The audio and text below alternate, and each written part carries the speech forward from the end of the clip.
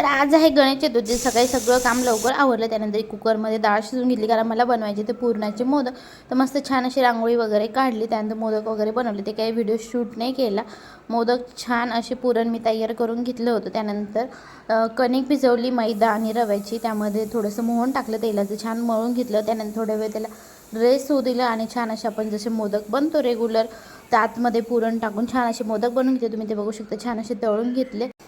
त्यानंतर थोडंसं सारण होतं, तर त्याच्या करंज्या करायचे। ते मला थोडेसे वेगळ्या पद्धतीने ट्राय करायचे होते, पण पहिल्यांदाच म्हटलं ते जसं असतं ना ते कानोल्या टाईप वेगळं असं तसं, तर त्या पद्धतीने। त्यानंतर हे असे जे पीठ उरलं होतं मोदकाचं, तर त्याचे असे काप करून छान असं तळून घेतलं, मस्त छान फुगलं। त्यानंतर तुम्ही ते बघू शकता, जे करंज्या मी तुम्हाला म्हटलं होतं त्या तळून घेतल्या। मस्त असं मला जी डिझाईन जी आहे साईडने ती बनवायची, ती मी पहिल्यांदाच ट्राय केली आणि मस्त छान अशा तळून घेतल्या। आणि मस्त आज बाप्पासाठी पुरणाचे मोदक बनवले। बाप्पाचा आज पहिलाच दिवस आहे,